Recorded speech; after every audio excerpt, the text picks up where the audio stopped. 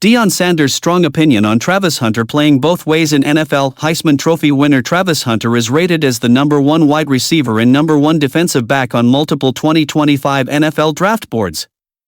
Colorado Buffaloes coach Deion Sanders addresses if Hunter should play both ways in the NFL. What makes Hunter worthy of being the #1 overall pick? Travis Hunter is a once-in-lifetime football talent.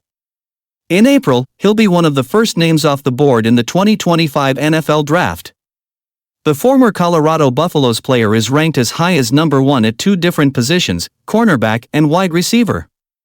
The debate rings on about which position he's best suited for at the NFL level, but Hunter, and players like NFL legend Travis Kelce, think that playing both in the NFL is highly possible. Hunter is as unique of a prospect that's ever entered the draft, but is that enough to make him worthy of the #1 overall pick?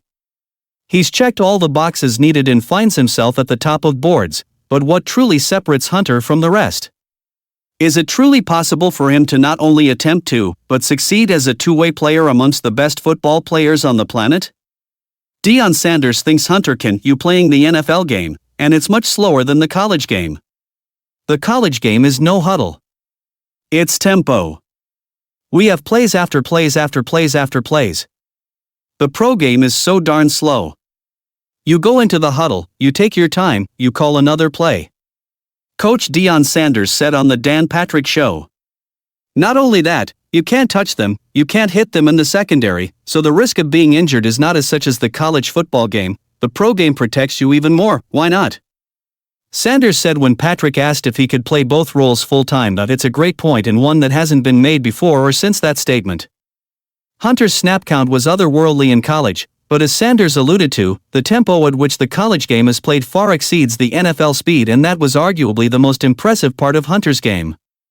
Couple that with the fact that as an offensive player, Hunter would likely see much more man coverage in the NFL than he ever did in college, that could greatly benefit Hunter's ability to get open and create separation. Defensively, depending on the system, Hunter could be in a zone-heavy scheme that allows him to play far less bump and run and much more of a read and react, ballhawk style of football. Hunter has rare skills, but the resolve and mental fortitude supersedes them all. The conditioning is based off hard work and genetics, but the belief that playing both sides of the ball at this elite level is something purely from within. It's what truly makes Hunter different from the pack. When he went out there at receiver and did his thing, then went from receiver to defensive back and shut it down. I knew right then it was something special. It's one thing to watch highlights of a young man in high school, it's another to see it in person. And when you know the game, you know athleticism, you know what I know, you come where I come from, you know when you see something that is abnormal.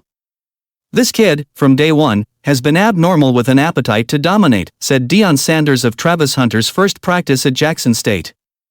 Say what you want about the coach Deion Sanders, but there's one thing that's undeniable, the man knows talent when he sees it. Beyond likening Travis Hunter to himself, he's been around and played with, and against some of the greatest football players to ever play the game. The regard in which he holds Hunter speaks volumes. Even more unique about Hunter, his play on the field speaks louder than any endorsement ever could. Selecting Travis Hunter #1 overall, especially in what most consider a down year for blue-chip talent, wouldn't be looked at as anything but a prudent decision. The best part about drafting a player like Hunter is that you're quite literally getting two elite prospects. If he doesn't succeed as a cornerback, he has all the traits for a great wide receiver. The inverse is also true. Best case scenario, you get an all-time player.